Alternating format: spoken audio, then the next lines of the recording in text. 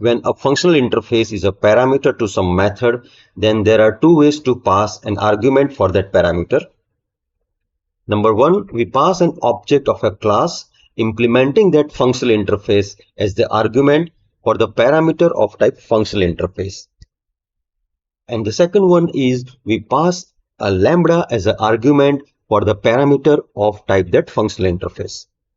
So in this video, we are going to understand what really happens under the hood in Java when we pass an object of anonymous inner class versus lambda as an argument to the parameter of a function which is expecting a functional interface. Watch this video till the end, where I'm going to practically show you how to see bytecode of class files that are generated by compiler.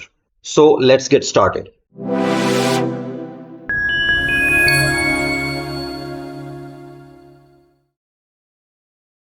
So first, consider an interface called worker, which has one abstract method. So we have an interface with one abstract method. Such interface is called as functional interface.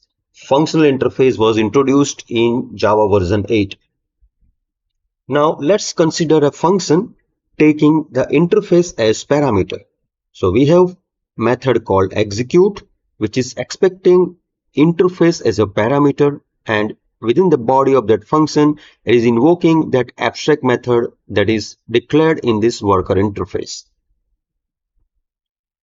So there are two ways. First, we understand we pass object of anonymous inner class as argument. So we consider a manager class, and here inside main method, we create object of this class and we call execute method on this manager object. So we say manager.execute. Now as an input, it is expecting argument of type worker. So here I'm creating an object of anonymous inner class. So this is a syntax. We write new, then worker. We use syntax of no argument constructor. So we write here new worker round brackets, start and end round brackets, then start curly brace, end curly brace. This is our anonymous class, and within that we define our do work method, which is abstract in that interface. So basically we are passing this logic which says that worker is doing some work. So whenever we are going to call execute method, that is going to do this work on that worker object. Now let's consider doing same thing using lambda. So when we use lambda to execute method, we pass lambda expression. So here we are writing that this is the input specification arrow, then what we want to perform. So here we write worker is doing some work. So if you compare the previous code, here we need to write very long code, and in case of lambda we just write implementation of this do work method in form of lambda expression. When we use lambda, we write implementation of do work method, which is declared as abstract in functional interface. We write its implementation in form of lambda expression. So here we write only minimum required things that is required as implementation of that abstract method. So now let's see that what kind of bytecode will be generated for anonymous inner class. We compile our manager class where we have supplied anonymous inner class like this. So whenever you compile it, anonymous inner class gets compiled into a separate class file. The name of that file will be name of the outer class, then $1. If it is a named inner class, then instead of 1, that name of that class will be taken. But here, since it is anonymous inner class, it is taking $1, means 1 is the name of that class, dot class file. So this separate class file will be created for this code. So here we have extra bytecode and extra memory usage when we run such application. If you look at the bytecode of manager class, we find that it's using this kind of syntax, new manager $1. So that is a reference to a separate class file, and then here it uses invoke virtual manager.execute and object of lWorker, which is created here. So we'll see this practically, that when we see the bytecode in a bytecode viewer, we'll find this kind of code is created by Java compiler. Now let's understand bytecode for lambda expression. So we have this lambda expression. Now whenever we compile such class which is using Lambda expression, then Lambda gets compiled without creating a new class file. So JVM builds Lambda using invoke dynamic new virtual machine instruction or JVM instruction that was added in Java version 8. So JVM builds Lambda using invoke dynamic at runtime. When we see the bytecode for Lambda expression, it will be something like this. Point is that for Lambda, no separate class file is created. For Lambda expression, a helper method is written within that class. And since compiler is creating that method on itself, that method is called a synthetic method. That method will be private and static. So bytecode for Lambda expression, compiler generates a static method with Lambda logic, and Lambda factory dynamically links it at runtime. So if you compare anonymous class versus Lambda, it is like this. If you consider syntax, then anonymous class we need to write a very long code, so it is verbose.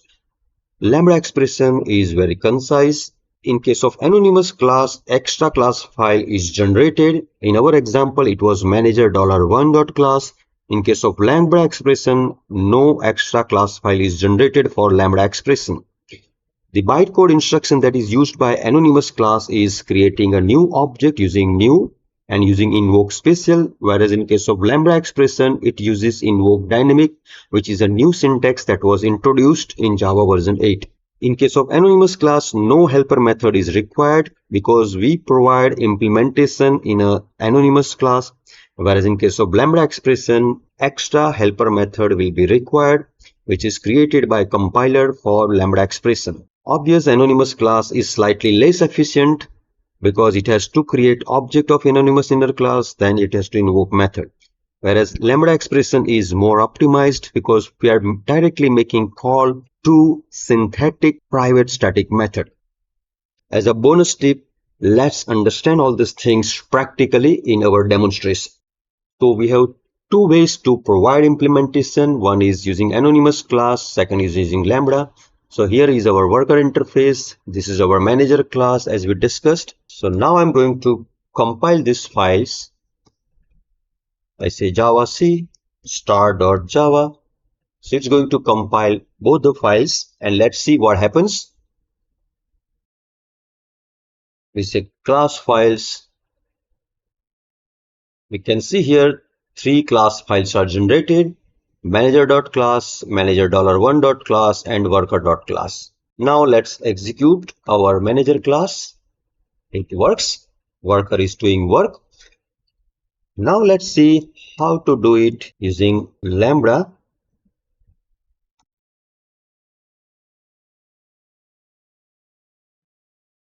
So we compile it.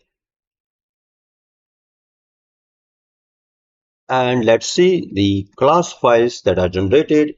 Here we find that only two class files are generated, manager.class and worker.class. There is no class called manager$1.class because we are using Lambda expression. Now let's understand that how to see bytecode. We go to plugins menu and here we go to marketplace and we need to search for ASM bytecode viewer. I have already installed it.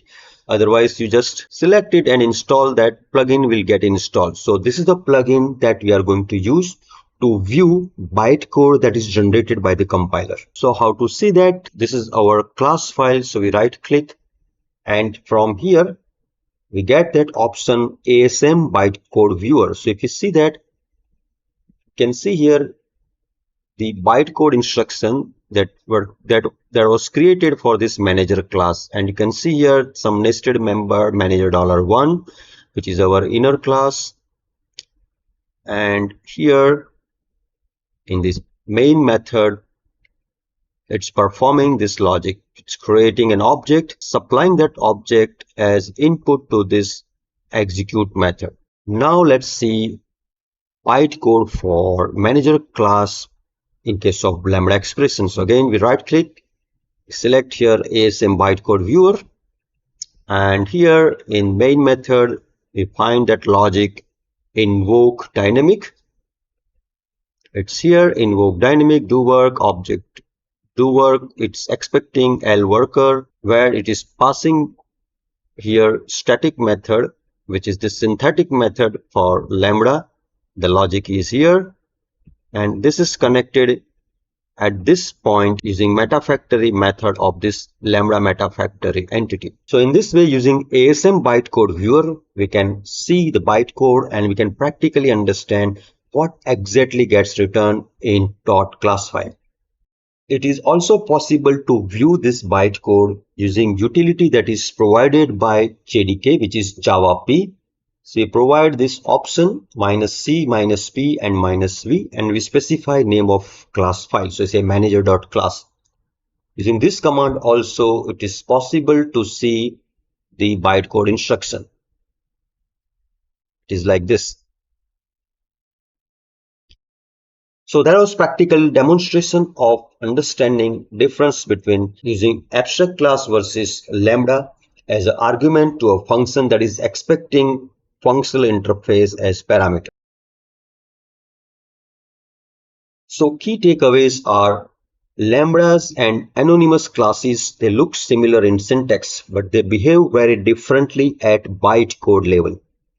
Lambdas use invoke dynamic, and these are created at runtime via Lambda metafactory, whereas anonymous classes result in extra.class files and they are heavier for instantiation. So Lambdas are more efficient and they are preferred in modern Java development. This feature was introduced since version Java 8. Nowadays, all new projects and new codes use Lambdas because it is more efficient and we need to write very compact syntax. Let me know in the comment section which other topics you would like to understand. Thanks for watching and happy learning. We'll see you in some other interesting video.